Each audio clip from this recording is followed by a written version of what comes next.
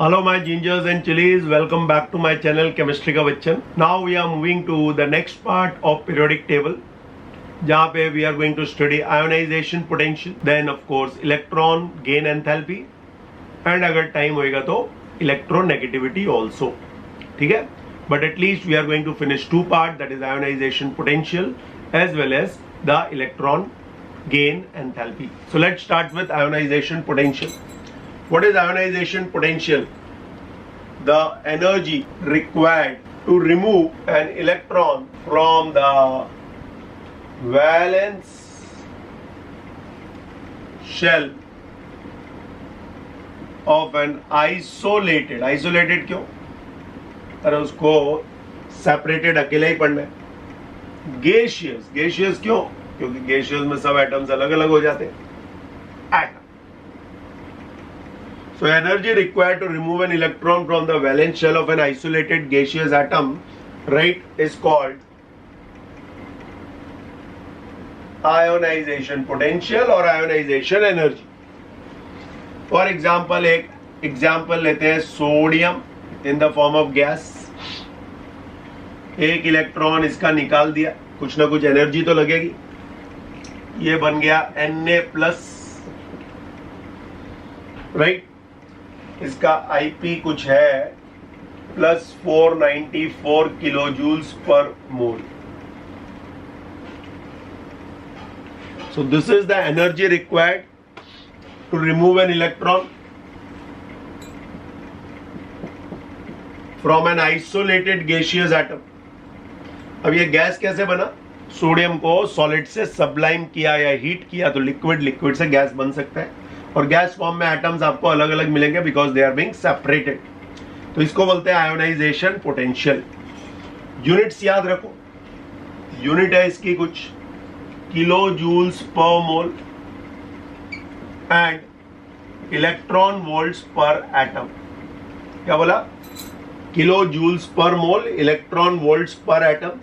और रिलेशनशिप भी याद रखो. 1 electron volts is equal to somewhere 96 kilojoules per mole. So 1 electron volt per atom is equal to this much. याद रखना conversion कभी आ गया तो.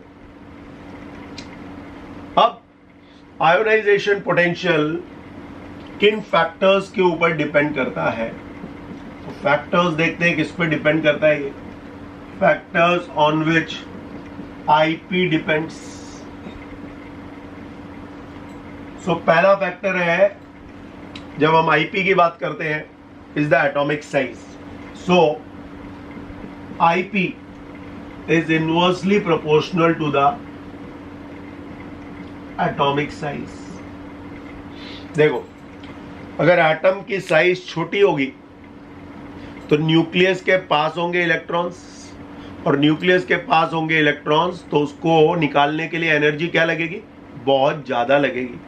So IP is inversely proportional to the atomic size.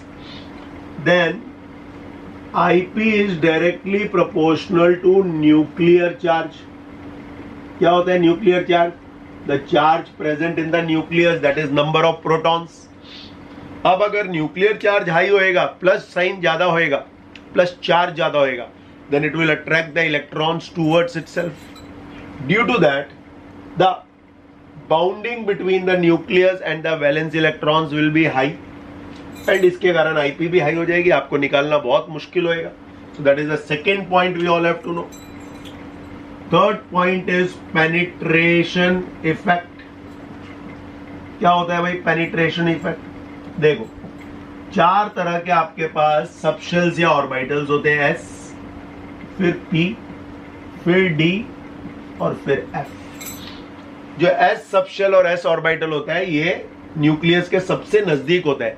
तो यहां से इलेक्ट्रॉन निकालना सबसे डिफिकल्ट है. P से थोड़ा आसान, D से और आसान और F से बिल्कुल आसान. इनके जो शेप्स आप पढ़ोगे बाद में इन एटॉमिक स्ट्रक्चर, तो S जो है वो स्फेरिकल शेप है, तो जिसके कारण वो न्यूक्लियस के नजदीक रहता है इन सर्टेन रेडियस. P जो है वो डम्बेल शेप है, तो थोड़े से इलेक्ट्रॉन्स इधर उधर गायब हो जाते हैं. डी में डबल डम्बेल शेप हो जाते हैं, सो और दूर भागते हैं. और ये तो एकदम डिफ्यूज्ड शेप है, तो आराम से इलेक्ट्रॉन निकल सकता है। तो अगर क्वेश्चन आ गया भाई 4s में से निकालना आसान है, 4p में से, 4d में से कि 4f में से, तो सबसे डिफिकल्ट है यहां से और सबसे आसान है 4f से इलेक्ट्रॉन को निकालना। तो ये भी पॉइंट आप याद रखोगे। और चौथा है वेरी इंपॉर्टेंट, इलेक्ट्रॉनिक कॉन्फ़िगरेशन। अगर हाफ फिल्ड है तो इलेक्ट्रॉन निकालना बहुत मुश्किल है, और अगर कंप्लीटली फिल्ड है तो बहुत ही मुश्किल है। तो इसके बारे में हम लोग देखेंगे थोड़ी देर में, हाफ फिल्ड और कंप्लीटली फिल्ड क्या होता है। ठीक है, यहां पे थोड़ा आपको एक इंपॉर्टेंट पॉइंट बता देता हूं कि आपको याद रखना है, चलो वो एक्सेप्शन में ही बोलेंगे, अभी नहीं बोलेंगे। So half filled stability and completely filled stability, right. अगर ऐसे एटम्स हुए then high IP is required, याद रखना ये बात। तो that is about the ionization potential का पहला पार्ट, जो आई होप सबको क्लियर हुआ। Please copy down. Now let's go to successive ionization potential. Successive का मतलब होता है वन आफ्टर अनदर। ठीक है, एक एग्जांपल लेते हैं, एल्यूमिनियम। एल्यूमिनियम ने एक इलेक्ट्रॉन लूज किया तो क्या बन गया, Al+ बन गया। तो इसका हमने Ip1 लिया प्लस x किलोजूल्स पर मोल। हर वक्त इट इज एंडो है, याद रखना। अब एल्यूमिनियम ने एक और इलेक्ट्रॉन लूज किया तो क्या बन गया, Al2+ बन गया। तो Ip2 कितना हो गया, Ip2 let it be plus y किलोजूल्स पर मोल। और फाइनली Al2+ ने एक और इलेक्ट्रॉन लूज किया और स्टेबल हो गया Al3+ पे, that is called Ip3 let it be plus z किलोजूल्स पर मोल। अब इसको बोलते हैं सक्सेसिव आयोनाइजेशन पोटेंशियल। एक ही बार में 3 इलेक्ट्रॉन्स नहीं निकलते, एक एक करके इलेक्ट्रॉन निकलते हैं। सोडियम में तो क्या था, एक निकल गया तो नोबल गैस का कॉन्फ़िगरेशन हो गया। मैग्नीशियम में कितने Ip होते हैं, Ip1 एंड Ip2। और एल्यूमिनियम मैंने जानबूझ के लिया है, so there are 3 successive Ip। अब यह याद रखना, Ip3 is greater than always Ip2 is greater than Ip1। अब इसका रीजन देखते हैं। Ip3 मतलब Z is greater than Y is greater than X, मतलब वैल्यू सबसे ज्यादा इलेक्ट्रॉन निकालने में इसको लगेगी। पहले एक बेसिक एग्जांपल समझते हैं। फॉर एग्जांपल आपके पास 3 कैडबरीज हैं और वो 3 कैडबरीज आपने रखी हुई हैं। आपका भाई आया और पहली कैडबरी छीन ली, ये गया, उसको एनर्जी कुछ भी नहीं लगेगा क्योंकि आपको मालूम ही नहीं था, निकाल दिया। अब आपके पास 2 है, अब दूसरी कैडबरी लेने आए, छीनने आए, थोड़े तो आप अलर्ट हो, थोड़ी ज्यादा एनर्जी लगेगी उसकी Y। अब आपके पास एक ही रह गई है, वापस आने आने वाला है, छीनने मालूम भी है, दैट मीन्स आप इतनी आसानी से उसको देने नहीं वाले, तो एनर्जी मैक्सिमम लगेगी, लेके तो जाने वाला है। अब इसको यहां से भी समझते हैं कि क्या बोल रहा हूं मैं। सबसे पहले एल्यूमिनियम था, फिर एल्यूमिनियम प्लस था और फिर एल्यूमिनियम 2+ था। एल्यूमिनियम से क्या बना, Al+, Al+ से क्या बना, Al2+, और Al2+ से क्या बना, Al3+। तो इसका न्यूक्लियर चार्ज देखते हैं हम लोग। न्यूक्लियर चार्ज अगर देखोगे तो तीनों का सेम है। क्यों सेम है, अरे नंबर ऑफ प्रोटॉन्स थोड़ी ना पार्टिसिपेट करते हैं केमिकल बॉन्डिंग में। कौन पार्टिसिपेट करता है, इन नॉकिंग आउट इलेक्ट्रॉन्स खाली। तो न्यूक्लियर चार्ज तो सेम है। इलेक्ट्रॉन्स देखते हैं कितने, इसके पास 13 है, इसके पास 12 हो गए, इसके पास 11 हो गए। अब protons nucleus same but electrons कम होते जा रहे, तो यहाँ पे फोर्स ऑफ अट्रैक्शन बहुत ज्यादा हो गया। फोर्स ऑफ अट्रैक्शन इंक्रीजेस, क्यों, अरे प्लस ज्यादा है, माइनस इलेक्ट्रॉन्स कम है, तो ज्यादा अपनी तरफ खींचेगा, तो आपको अगर इलेक्ट्रॉन निकालना है तो एनर्जी क्या लगेगी, ज्यादा लगेगी। ये वाला केस देखो, इस वाले केस में इलेक्ट्रॉन एक बढ़ गया है तो फोर्स ऑफ अट्रैक्शन थोड़ा सा कम हो गया, और इन दोनों में तो सेम है, तो न्यूट्रल एटम में से it is easy to remove an electron from neutral gaseous atom compared to cation. Reason? Force of attraction increases. cation होएगा तो force of attraction is going to be more. क्यों? क्योंकि electrons कम हो गए. So ये point आपको याद रखना है. सक्सेसिव आयोनाइजेशन पोटेंशियल बोलते हैं इसको. तो please copy down. Now let's go to the periodic trends. Periodic trends क्या बोलते हैं भाई? across a period IP increases and down a group IP decreases. तो अगर आप अक्रॉस अ पीरियड जाएंगे तो आयोनाइजेशन पोटेंशियल इंक्रीज हो जाता है and down a group ionization potential decreases. ठीक है, अब पहले पीरियड की बात करते हैं. पीरियड 2 लेते हैं. पीरियड 2 की अगर आप बात करोगे तो lithium is less than beryllium, is less than boron, carbon, nitrogen, oxygen, fluorine, neon. ये क्या है अपना? ये अपना एक्सपेक्टेशन है, ये ऐसा होना चाहिए. This is our expectation. But reality में क्या होता है वो भी देखते हैं. रियलिटी में lithium is lesser than boron, is lesser than beryllium, is lesser than carbon, is lesser than oxygen, then nitrogen, then fluorine and then neon. This is in reality. ये आंसर है आपका. अब आप सोच रहे हो कि ऐसा क्यों? तो देखो, ये आपका था 1s2 2s1, आराम से निकलेगा. ये आपका 1s2 2s2 2p1 और ये आपका कंप्लीटली फिल्ड हो गया 1s2 2s2. खाली अगले वाले से वो आगे हो जाता है. सो यहां पे बेरिलियम बाद में आ गया क्योंकि यहां पे कंप्लीटली फिल्ड है. ये क्या है? 1s2 2s2 2p2. ये क्या है? 1s2 2s2 2p4. तो नाइट्रोजन आगे क्यों चला गया? Half filled 1s2 2s2 2p3. और सबको मालूम है ये तो आपका कंप्लीटली फिल्ड हो गया 1s2 2s2 2p6. Completely filled means, पहले हाफ फील्ड समझा देता हूं. हाफ फील्ड मतलब S को मत पकड़ना, P में 3, D में 5, F को भी नहीं पकड़ेंगे हम लोग. F में भी हाफ फील्ड बोलते हैं बट अब 11th में जरूरत नहीं है. एंड कंप्लीटली फील्ड में आप क्या पकड़ोगे? कंप्लीटली फील्ड में of course you can catch up S2 P6 D10 F14. तो यहां एक ट्रिक दे देता हूं जिससे आपको इजीली याद रहे. Group 2 IP is always greater than group 13. Group 2 IP is always greater than group 13 and group 15 IP is always greater than group 16. ये सबसे मस्त ट्रिक है जो आप यहाँ पे अप्लाई करोगे और जेई नीट का ये फेवरेट क्वेश्चन है, आना ही चाहिए आपको. ठीक है, तो कॉपी कर लो मस्त और समझ में आना चाहिए क्योंकि 12th में ये पूरा का पूरा रिपीट होएगा पी ब्लॉक में. तब इधर उधर मत देखना, समझ में आना चाहिए. अब आते हैं नेक्स्ट एक्सेप्शन पे ग्रुप्स में.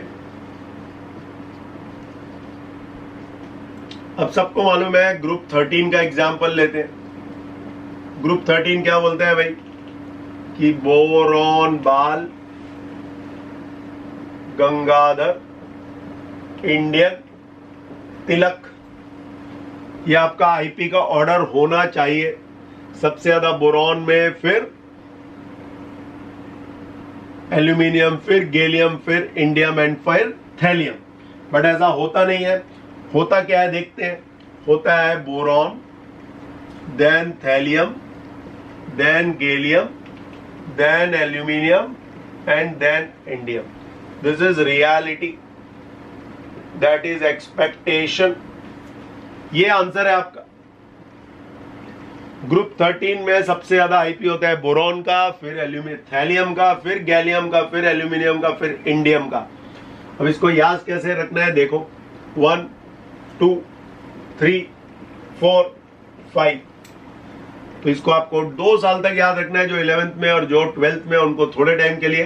तो याद रखो, सबसे पहले 1, फिर 5, फिर 3, फिर 2, फिर 4. 15 3 24 इजी. 1, फिर 5, फिर 3, फिर 2, फिर 4. ना तो याद ही नहीं रहेगा कभी ग्रुप 13 के बारे में आपको. अब ग्रुप 14 में जाते हैं हम लोग. ग्रुप 14 में एक छोटा सा चेंज आएगा, देख लेते हैं पहले. एक्सपेक्टेशन क्या है? कार्बन केमिस्ट्री सर गिव्स सन की प्रॉब्लम. ये आपका एक्सपेक्टेशन है. ऐसा आंसर होना चाहिए, because down a group IP decreases. यहां ज्यादा टेंशन नहीं है. Carbon, silicon, germanium, lead, tin, ये आपको रियलिटी में मिलता है. So this is in reality. Reason 12th में डेप्थ में बताएंगे, अभी खाली लिख लो. Due to lanthanoid contraction. ठीक है. तो ये लेंथेनॉइड कॉन्ट्रैक्शन के कारण ऊपर भी और नीचे भी ये कंसेप्ट होता है, बट डेप्थ में आपको बाद में ही मालूम पड़ेगा. अभी आपको ये नंबर्स याद रखने 11th क्लास में. As we will go for F block and D block, तब हमको ये डेप्थ में भी पढ़ाया जाएगा. So that is about ionization potential. Let's go to now electron gain enthalpy. Now let's go to the next part called electron gain enthalpy. बहुत लोगों ने 10th ICSE में इसको पढ़ा होगा, इलेक्ट्रॉन एफिनिटी. दोनों में डिफरेंस भी बताऊंगा. इलेक्ट्रॉन गेन एंथैल्पी को आप ऐसे भी लिख सकते हो, और कुछ बुक्स ऐसे भी लिखती है. मैं ऐसे लिखूंगा, that is much better version. Electron gain enthalpy बोलते हैं इसको. H मतलब होता है heat content of the system. तो इसको बोलते हैं heat content of the system, लेकिन एक्चुअल वर्ड है इलेक्ट्रॉन गेन एंथैल्पी. इसको एंथैल्पी बोलते हैं, आज के बाद याद रखो. अब electron gain enthalpy ionization potential के साथ ही करने का. क्यों? क्योंकि दोनों ऑपोजिट होते हैं एक दूसरे से. ठीक है. तो electron gain enthalpy, energy released when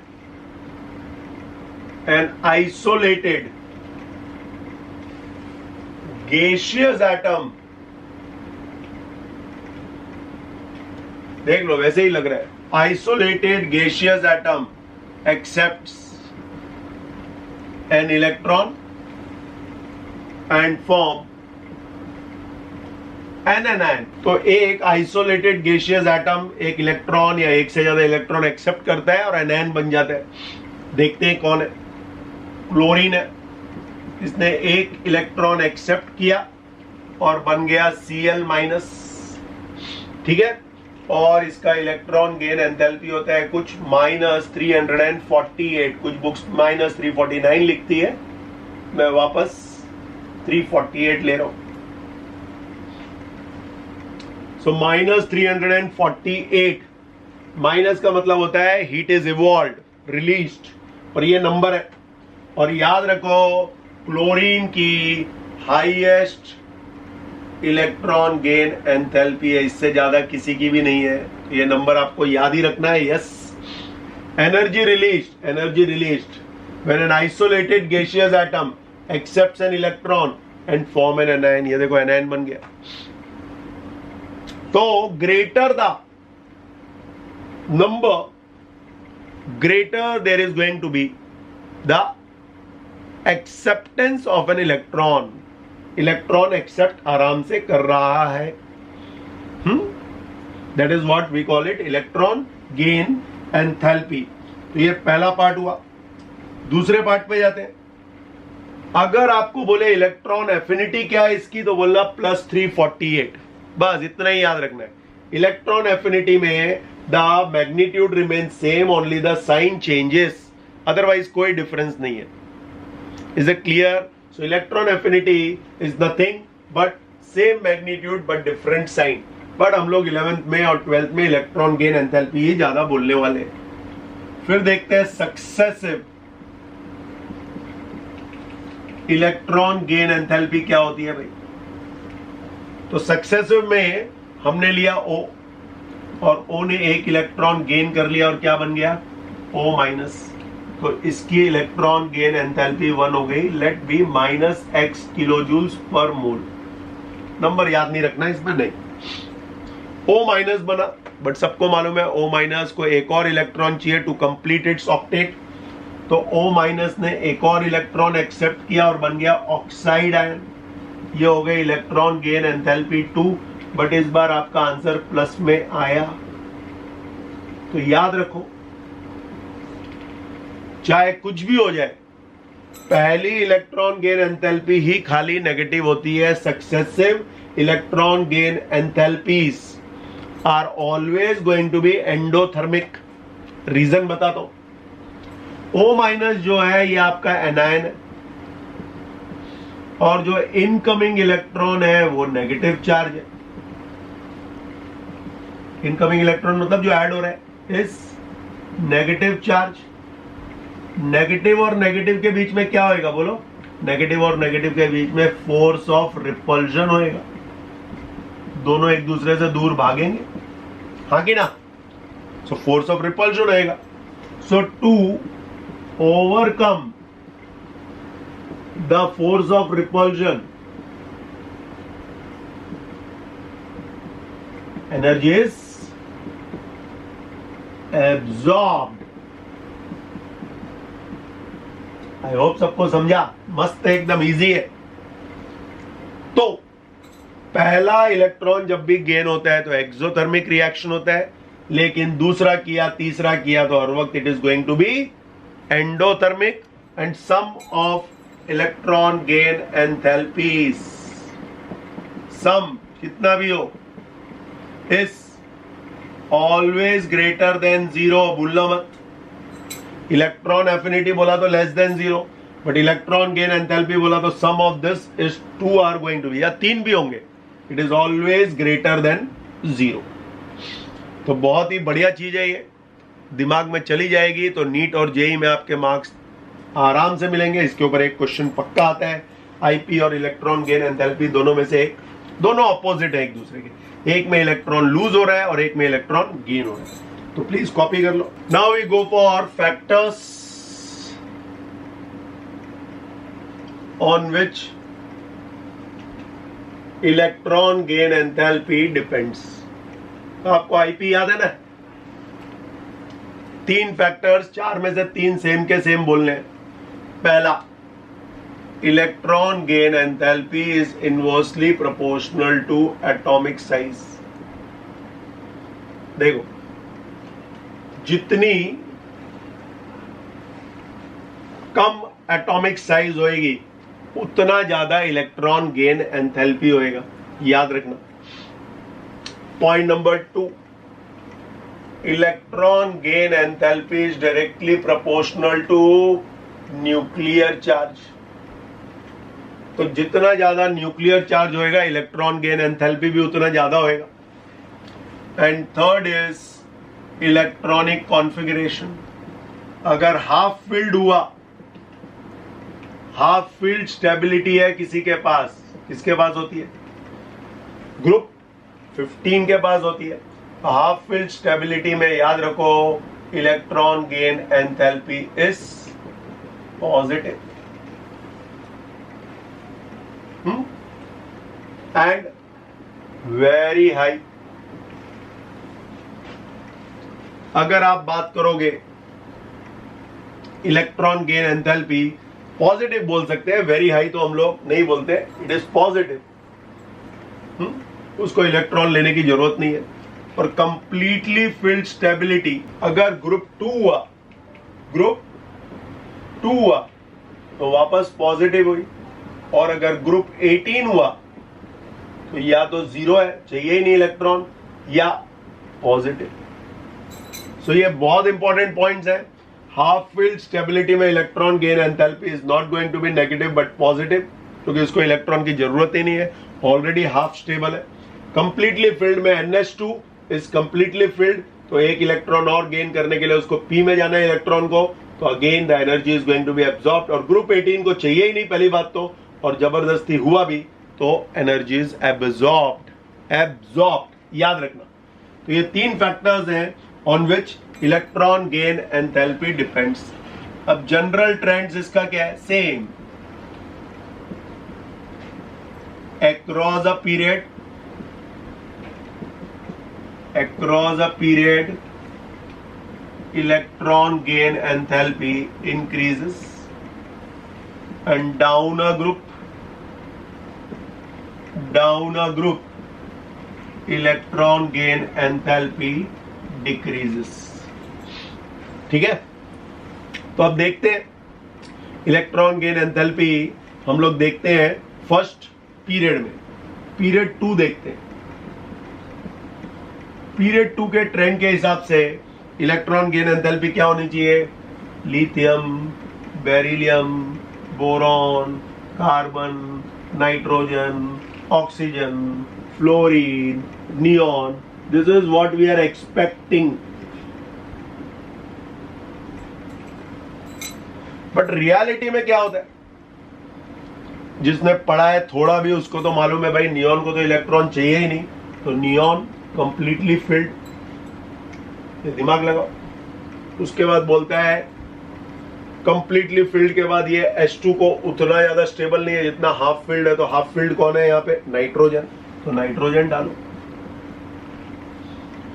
उसके बाद ग्रुप 2 पे जाओ, कौन है? बेरिलियम है, तो बेरिलियम डालो। अब उसके बाद लिथियम और बोरॉन में से बोरॉन आएगा, क्योंकि लिथियम इज जस्ट S1, तो वो एक इलेक्ट्रॉन जल्दी ले लेगा, ये बहुत इंपॉर्टेंट पॉइंट है। उसके बाद कोई प्रॉब्लम नहीं है, carbon, oxygen, fluorine. This is your reality.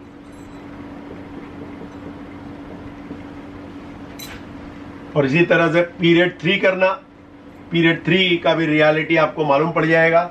Neon के नीचे उसका group argon, Nana Patekar phosphorus, बेटी मैगी मैग्नीशियम, बाल aluminium, sodium, silicon, sulphur, chlorine. ठीक है, तो पीरियड 3 का अपने आप लिख लेना, दैट इज अबाउट पीरियड 2। तो ये आपका एक इंपॉर्टेंट केस है अक्रॉस अ पीरियड। अब ग्रुप में जाते हैं, ग्रुप में देखते हैं कुछ है क्या change of trend. Let's go to group 17। सबसे पहले group 17 according to the trend क्या होना चाहिए? Fluorine, chlorine, bromine, iodine. ये आपका एक्सपेक्टेशन है भाई अकॉर्डिंग टू द रूल, लेकिन जब रियलिटी में देखा एक्सपेरिमेंटली तो सबसे पहले आया क्लोरीन, फिर फ्लोरीन, फिर ब्रोमीन और फिर iodine. This is the reality. Chlorine का होता है -348 kilo joules per mole, -328 kilo joules per mole, -325 kilo joules per mole and minus somewhere 296 kilo joules per mole. Numbers भी याद रखोगे तो मैजिक फास्ट होएगा अपने दिमाग में। अब फ्लोरीन का क्लोरीन से कम क्यों है? तो 2 रीजन है। एक तो है उसकी स्मॉल साइज, बहुत छोटा है, तो जब इनकमिंग इलेक्ट्रॉन आता है, जो इलेक्ट्रॉन अंदर आने वाला है उनके बीच में क्या होता है? There is going to be incoming electron, inter electronic repulsion. क्या वर्ड है? इंटर इलेक्ट्रॉनिक रिपल्जन होता है, and due to that the incoming electron is not going to be easily bound compared to chlorine। Chlorine का size बड़ा है, थोड़ा सा बड़ा है। इट इज लाइक एक छोटी सी गली है, उस छोटी सी गली में ऑलरेडी 7 कुत्ते हैं, अब 8वां कुत्ता आना जाता है, नहीं आने देगा आसानी से। बिकॉज 7 कुत्ते ऑलरेडी अपनी गली में, उसको एंट्री नहीं देंगे। क्लोरीन की गली थोड़ी बड़ी है, घर थोड़ा बड़ा है, तो incoming electron is going to enter comparatively easy. और एक्सपेरिमेंटली देखो, कभी भी केमिस्ट्री में पहले एक्सपेरिमेंट होता है और बाद में उसके ऊपर कंसेप्ट सोचे जाते हैं क्या क्या हो सकता था, जिसके कारण इसका वैल्यू हाई आया। भाई इसका वैल्यू हाई आया, बोला साइज बड़ा है और इनकमिंग इलेक्ट्रॉन को एंट्री आराम से मिल रही है, न्यूक्लियस आराम से उसको अपनी तरफ अट्रैक्ट कर रहा है, और अंदर के इलेक्ट्रॉन्स जो है 7, they are not causing any problem for the incoming electron. तो ये आपका ग्रुप 17 का ट्रेंड है। अब ग्रुप 14 और 15 का भी वैसे ही है, आना चाहिए क्या और आएगा क्या देख लो। कार्बन, ग्रुप 14 क्या होता है? ग्रुप 14 होता है केमिस्ट्री सर गिव्स सन की प्रॉब्लम, लेकिन पहले आएगा सिलिकॉन, फिर कार्बन, फिर जर्मेनियम, सन की प्रॉब्लम। ये रियलिटी है, कार्बन पहले नहीं आएगा, ध्यान रखना। So when you are talking about electron gain enthalpy, आना चाहिए था कार्बन का सबसे ज्यादा है, लेकिन सेकेंड नंबर पे आया, सेम रीजन। ग्रुप 15 में क्या था? नाना पाटेकर, लेकिन पहले पाटेकर फिर नाना, अग्नि साक्षी से बना बिलियनियर। ये रियलिटी है। अब आपने सोचा मैंने ग्रुप 16 क्यों नहीं डाला? देखो जरा 16 में क्या होता है भाई, कुछ अजीबोगरीबी होता है। सल्फर ओ स्टाइल से तेल, पॉलिश, लास्ट में ऑक्सीजन आएगा। यह आपका एक्सपेरिमेंटल ट्रूथ है कि oxygen is showing at the end, not even after sulphur. तो ये बहुत इंपॉर्टेंट पॉइंट है, एक्सेप्शनल केस में चारों याद रखना। एंड वेरी इंपॉर्टेंट याद रखो, ग्रुप 17 के कोई भी एलिमेंट्स का electron gain enthalpy group 16 element से ज्यादा ही होता है। भूलना मत ये पार्ट, और इसके ऊपर अच्छे खासे क्वेश्चन सॉल्व करो, मजा आएगा अगर ये सामने रहेगा। ठीक है, हाइब्रिड में मैं बहुत सॉल्व करूंगा, अभी नहीं, मैं अभी खाली कंसेप्ट देता हूं थ्योरी के time, and later on you all are going to get lots of problems. तो see you in my next lecture where we will do electronegativity and 4 different blocks. See you.